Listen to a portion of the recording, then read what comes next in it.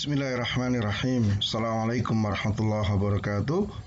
Alhamdulillah wassalatu wassalamu ala Rasulillah wa ala alihi wa ashabihi wa mawala mabad. Taib al-ikhwah arsadakumullah li ta'atillahi jalla wa ala.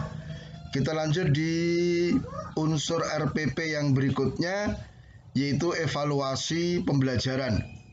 Ya, jadi di RPP itu mesti ada bagian bawah adalah evaluasi. Ya, ini hal yang sangat penting, ya, karena sesungguhnya ya pelajaran itu tidak berhenti dengan selesainya penyampaian materi, ya, tetapi kita harus memastikan tercapainya tujuan pengajaran yang telah ditetapkan dalam RPP. Ingat ya, di bagian atas itu kan ada tujuan pembelajaran. Maka selesai pembelajaran kita harus pastikan apakah tujuan pembelajaran itu telah tercapai atau belum setelah kita menyampaikan pembelajaran. Ya. Kemudian penilaian itu dilakukan dengan menggunakan berbagai metode atau cara sesuai dengan tujuan yang ingin dicapai. Kalau memang tujuannya misalnya pengetahuan, ya berarti mungkin tes ya. Tapi kalau misalnya keterampilan, berarti apa? Metodenya dengan praktek. Kemudian sehingga di sini apa? Evaluasi dapat dilakukan dengan tes lisan, tertulis ataupun praktek sesuai dengan tujuan tadi. Nah, sekarang pengertiannya apa sih? Evaluasi pembelajaran itu apa? Jadi evaluasi itu proses untuk merencanakan, memperoleh dan menyediakan informasi yang diperlukan untuk membuat berbagai alternatif dalam mengambil keputusan. Jadi sebelum kita memutuskan pelajaran ini lanjut atau enggak, nah kita perlu melihat dari evaluasi itu. Kemudian ada juga yang mengatakan evaluasi pembelajaran adalah proses menentukan tingkat pencapaian tujuan pembelajaran yang telah ditetapkan sebelumnya. Dan proses itu dilakukan secara sistematis. Ya. Jadi evaluasi adalah proses yang sistematis untuk menentukan atau buat keputusan sampai sejauh mana tujuan-tujuan pengajaran telah dicapai oleh siswa. Ini pengertiannya. Jadi evaluasi itu tidak sekedar memberikan soal, tapi itu adalah satu proses. Sehingga nanti ada evaluasi hasil, ada evaluasi proses. Dan dibuat secara sistematis, tidak asal-asalan gitu loh. Ini yang banyak tidak difahami oleh kebanyakan para pendidik.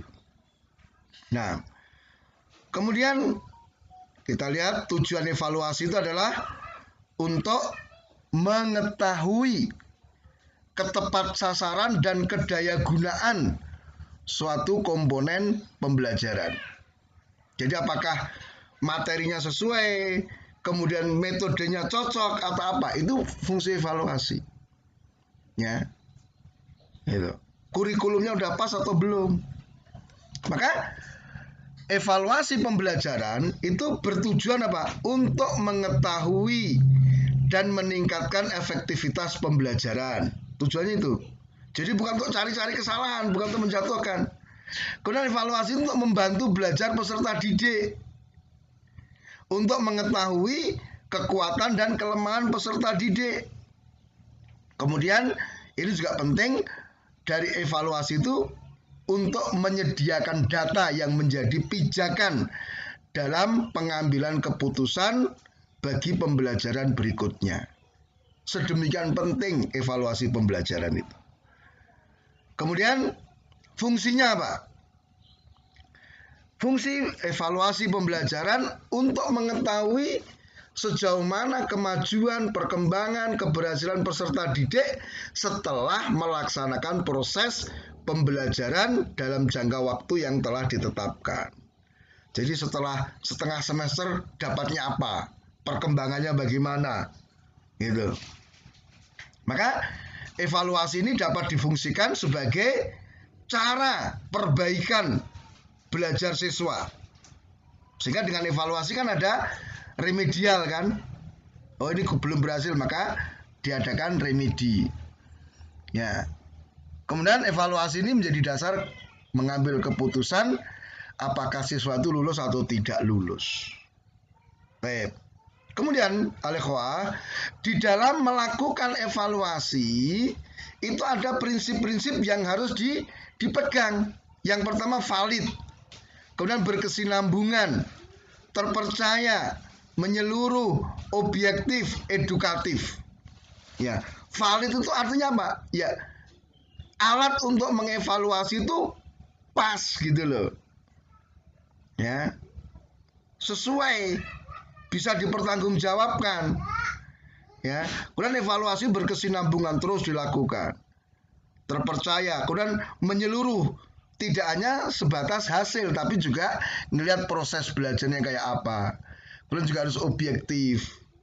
Ya, yang penting adalah apa? Evaluasi itu berprinsip edukatif, yaitu sebagai bentuk pendidikan, supaya dengan evaluasi itu anak-anak lebih semangat untuk belajar gitu. Ya, kemudian teknik evaluasi, kita bisa melakukan evaluasi dengan dua cara. Yang pertama adalah tes, dengan melakukan tes, atau dengan non-tes. Dengan tes itu misalnya tes tertulis, kayak ulangan harian, semesteran, atau ulangan lesan, dengan ulangan lesan, atau dengan praktek. Jadi mata pelajaran tertentu, materi tertentu, itu tesnya dengan praktek, seperti misalnya tata cara sholat misalnya, kan dengan praktek.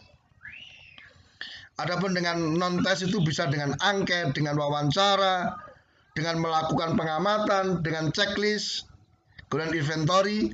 Nah, ya, jadi ini hal-hal yang terkait dengan evaluasi. Dan walhamdulillah ya, pemerintah melalui kurikulum K13 sudah menerapkan bentuk-bentuk evaluasi yang luar biasa. Sehingga prinsip-prinsip evaluasi tadi itu bisa dilakukan dengan baik. Maka nanti kita harus bisa sebagai guru itu melakukan evaluasi dengan sebaik-baiknya. Ya, bagaimana cara membuat soal yang baik? Ya, pemerintah sudah menentukan ya petunjuk teknis dari pembuatan soal itu. Ya, jadi misalnya untuk soal pilihan ganda misalnya, maka opsi pilihan itu harus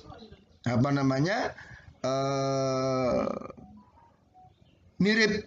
Ya, jangan sampai nanti misalnya ada 4 pilihan, jawabannya positif, nanti yang 3 kalian buat pilihan negatif, maka ini tidak mendidik, karena anak nggak usah belajar akan tahu gitu. Ya, kemudian juga penulisannya, kontennya, dan ini butuh pelatihan, butuh jam terbang untuk bisa membuat soal yang baik. Nah, kemudian juga hal yang baik juga seandainya yang membuat soal itu bukan gurunya, salah satu sudut pandangnya. Kenapa? Supaya target pembelajaran tercapai.